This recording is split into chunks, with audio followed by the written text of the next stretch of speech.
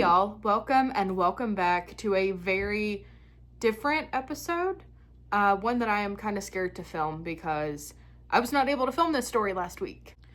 Last week I attempted on 2 different occasions to read the story, and one time the video got completely cut short. I think it ended up being like 9 minutes long, the one that got uploaded, and the next one I had to skip the story entirely because things kept messing up.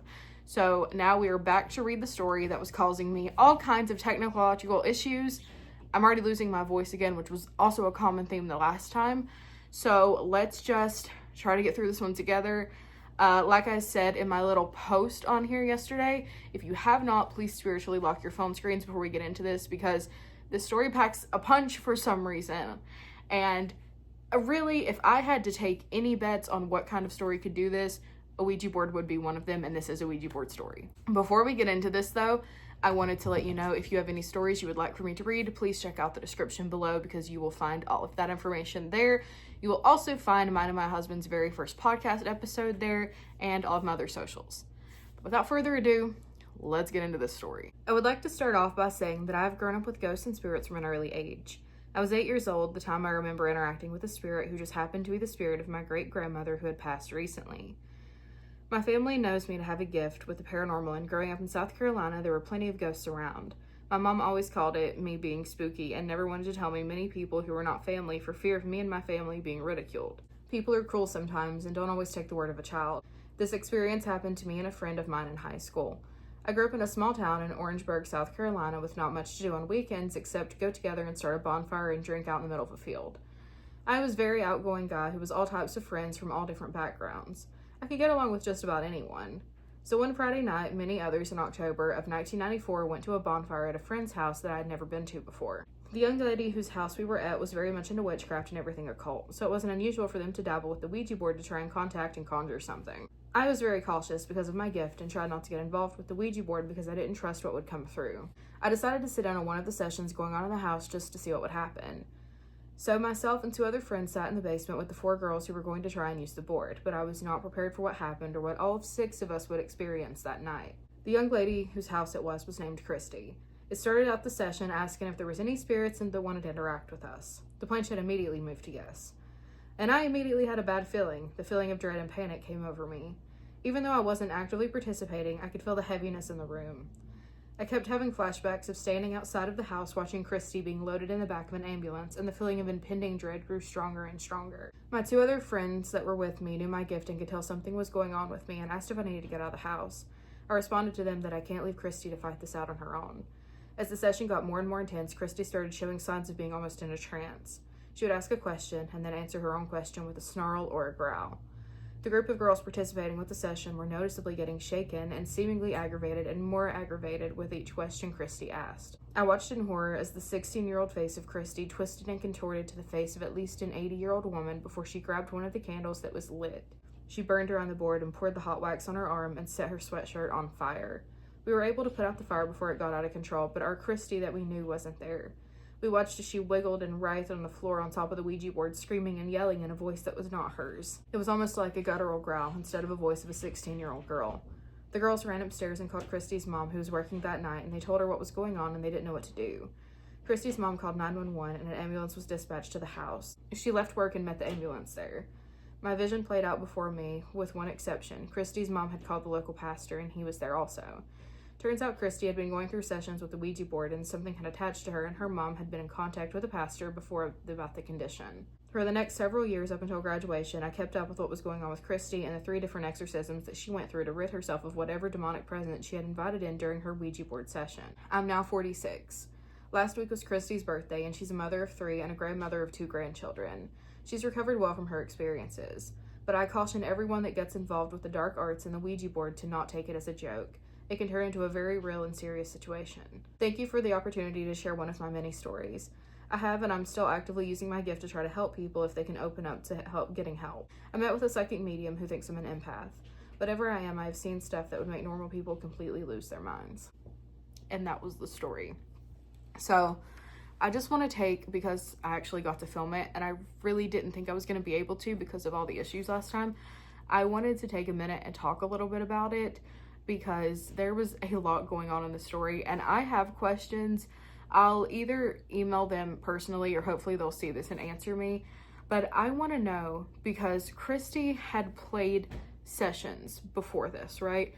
I want to know if she played them by herself, because I can't think of another way that something would get that attached, like that far, you know what I mean? I've played Ouija boards. I have had almost every single time I've touched a board, I've had a bad experience. I know that's not everyone's thing, and you know, some people have amazing experiences with the board. I'm not discrediting that, but I just can't imagine, from what I know, something like that happening unless she played the board by herself, which is a huge rule that you are not supposed to break, because it opens you up to being the only one whose energy is manipulated, and it can take all of your energy and replace it. That's essentially what could happen if something negative gets into contact with you. So that is my question. I'd like to know how those other sessions went, but the fact that this vision, for lack of better words, just played out exactly how they saw it, that's definitely an empath and a clairvoyant thing right there. That's clairvoyancy. If I ever did hear it, that's clairvoyancy. When it comes to Ouija boards, and I'll never be one to advocate for you to never do something. I understand people are going to do it. So I try really hard to just tell you how to do it safely. And I will put a video, I'll link a few down below. One, how to safely use a board if you choose to do so yourself. One of the things that I recommend is if you, and I broke this rule, and this isn't really a rule, this is just a tip from my own experiences. If you are having consistent negative sessions, maybe stop the sessions. Because at that point, if it keeps happening, something specific has attached onto you, and it could be Z, that Ouija board demon, who is relentless and who is attached to me. I can't play a board anymore because anytime I try, I get him. It doesn't matter how the session starts, it always ends up with it being him and it being a trick, and it's just not worth it anymore. But I will put that below if you're interested in playing a board. I'll also link below the video on Z, because I'm not saying that that's who was messing with this whole situation, but literally, it's usually Z. He is a force that is just, he plagues you, for lack of better words.